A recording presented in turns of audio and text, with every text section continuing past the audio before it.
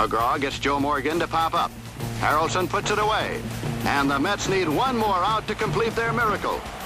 Doug McGraw gets the sign, goes into the motion. Here's the two-strike pitch. Swung on, hit on the ground toward first. Milner has the ball. Looks to McGraw. It's over. The New York Mets have won the pennant. The New York Mets have won the pennant. The New York Mets have won the pennant, and this is over. And one of the heroes of that 1973 playoff, Bud Harrelson, with us here on set. And Billy Staples is on set as well. And they're here to talk about a new book called Before the Glory. And Billy, you're one of the authors of this book. Why write this book? Very interesting concept. I figured if I would just do the childhoods of baseball players, you could pick just one story from their childhood and read it and write about it rather than the responsibility of a whole biography, and it's turned out pretty well. Bud has some interesting stories from his childhood. You're playing intramural basketball, and a bigger kid, you're only 96 pounds, wants to fight you.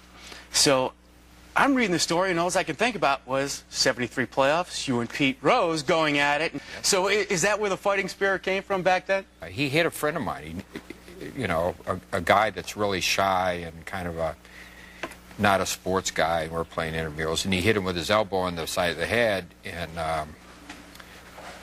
you know, it was brutal. It's, you know, we're in PE, phys ed, you know, and it shouldn't be that way. So I challenged him. I went in and I elbowed him. I got the ball and elbowed him, and he started after me. And I said, you can dish it out, but you can't take it, you know, kind of stuff. And I said, you know, I might be in trouble here. And he said, I had to beat you up. And I said, well, if you beat me up today, you have to beat me up tomorrow and the next day and the next day and the next day. And I was hoping he didn't take me up on it. He goes, and that was it. And I went, good.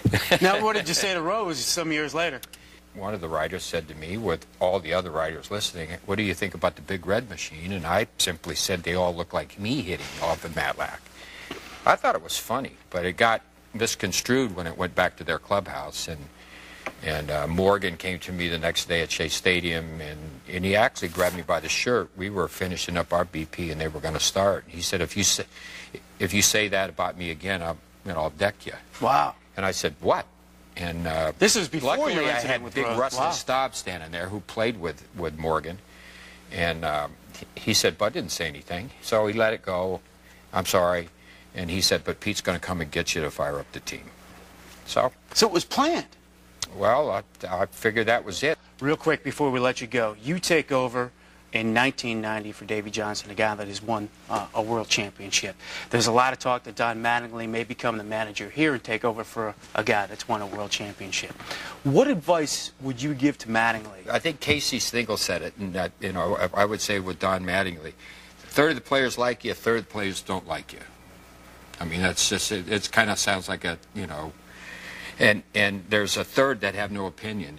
And the thing you want to do is you want to keep the people, the third that don't have an opinion, away from the people that don't like you. And you want to match them up with the guys that do. That's some great stuff. The book is called Before the Glory. Billy Staples, one of the authors. Bud Harrelson in the book. We appreciate your time, fellas. Thank you, Duke. Thanks a lot, too. Appreciate it very much. We will be back right after this break with your emails on Zach Randolph. What do you think?